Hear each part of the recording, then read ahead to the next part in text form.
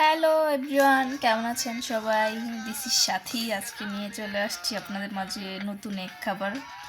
তো এটা কীভাবে রান্না করে সেই রেসিপি আজকে আপনাদের সাথে শেয়ার করব, আর আমরা কীভাবে রান্না করি সেইটা দেখাবো। কার আঞ্চলিক ভাষায় এটাকে কি বলে, আমাদের ভাষায় আর কি মাছের বড়ি বলা হয়। তো আমি এটা আজকে রুই মাছ দিয়ে রান্না করব। তো এই যে এখানে আমি মাছটা ভেজে নিচ্ছি। তো কার কার দেশে কী বলে সেটা অবশ্যই কমেন্ট করে জানাবেন। আমাদের এলাকাতে মাছের বড়ি বলে, অনেকে মাছের ডালও বলে। তো আমার মাছ ভাজা কমপ্লিট। তো এখানে আমি এই যে মাছের বড়িটা এখন নিয়ে নিছি, ভেজে নিব। এটা ভাজতে মূলত অনেক পরিমাণের তেল লাগে, তো আমি অল্প অল্প করে তেল অ্যাড করতেছিলাম আর এটা ভাজতেছিলাম, কারণ একসাথে যত দিব ততই লাগবে, সেজন্য আমি অল্প অল্প করে দিচ্ছি আর ভাজতেছি।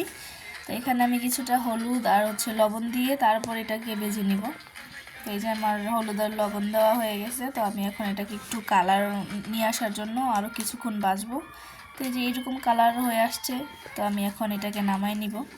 আমার এটা ভাজা শেষ। তো এখানে আমি আরেকটা পাত্রে কিছুটা তেল দিয়ে দিছি। এটা এখানে তেলের পরিমাণটা খুবই কম দেখাচ্ছে, কিন্তু অনেক পরিমাণ তেল লাগছে এটা রান্না করতে। এগুলো রান্না করতে অনেক বেশি তেল খরচ হয়ে যায়। তো এই যে আমি এখানে কিছু পেঁয়াজ কুচি দিয়ে দিছি। এটা যারা রান্না করে তারা অবশ্যই জানে যেটাতে কি পরিমাণের তেল লাগে, আলাদা করে ভাজতে, আলাদা করে তরকারি রান্না করতে। আমি পেঁয়াজটা বাদামি কালার হয়ে আসা পর্যন্ত এটাকে ভেজে নিব। এরকম করে নেড়েচেড়ে ভেজে নিলে দেখা যাচ্ছে সাইডগুলোতে পুড়ে যাবে না। তো আমি এইভাবে ভেজে নিব। তো বাদামি কালার এই তো চলে আসছে, আমার যে কালারটা দরকার ছিল। আমি এখন কিছুটা পানি দিয়ে দিছি আর এখন শুকনো উপকরণগুলো দিয়ে দিব। তো এখানে হলুদ ফাঁকি আছে, কিছুটা পরিমাণের মরিচের ফাঁকি, আর লবণ দিয়ে দিব পরিমাণ মতো। আর জালকে কীরকম খেতে পছন্দ করে সেটা হচ্ছে তাদের উপর ডিপেন্ড করে। আমরা একটু বেশি জাল খাই। তো এখানে আমি আদা রসুন পেস্ট, কিছুটা মশলা পেস্ট একসাথে করে রেখেছিলাম, সেইটাই দিয়ে দিব, এখন দিয়ে দিচ্ছি। তো এই তো এখন আমি মশলাটা কষানোর অপেক্ষায় আছি।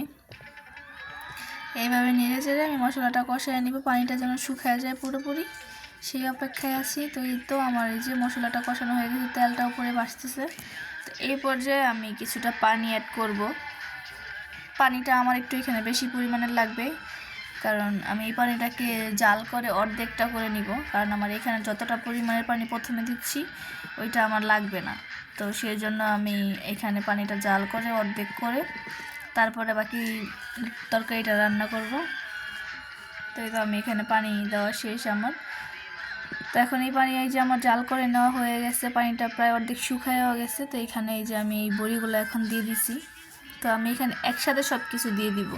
এখানে ডালের বড়িগুলো দেওয়া, তারপর দিয়ে দিচ্ছি, তারপরে কিছুটা কাঁচামরিচ। আর কাঁচামরিচটা এখন দেওয়ার উদ্দেশ্য হচ্ছে কারণ পরে দিলে দেখা যাচ্ছে এটার একটা কাঁচা একটা গন্ধ আসে, সেটা খেতে ভালো লাগে না, সেজন্য আমি একসাথে দিয়ে দিছি। তো এখানে আমি মাছটাও এখন দিয়ে দিব। আমার বড়িটা দেওয়া শেষ, এখন মাছ দেওয়ার পালা। তাই তো এখন আমি মাছ সম্পূর্ণটা এখানে দিয়ে দিব। দিয়ে আমি এখানে পানিটা শুকানো পর্যন্ত অপেক্ষা করব। তো আমার সবগুলো মাছ এই তো দিয়ে দেওয়া শেষ। তো এখন আমি একটু নেড়ে চেড়ে অপেক্ষা করতেছি পানিটা শুকানোর। এখন আমার পানিটা শুকানো হয়ে গেলে আমি এখানে কিছুটা ধনিয়া পাতা অ্যাড করব। এই তো আমি ধনিয়া পাতা দিয়ে দিলাম। তো কার বাসায় কী বলে সেটা অবশ্যই সবাই জানাবেন, আর রেসিপিটা কেমন লাগলো সবাই কমেন্ট করে জানাবেন। সবাই শেয়ার অ্যান্ড সাবস্ক্রাইব করে দিবেন আমার চ্যানেলটা। আর এইভাবে কে কার দেশে কিভাবে রান্না করে সেটা আমি অবশ্যই কমেন্ট বক্সে জানতে চাই। আল্লাহ হাফেজ।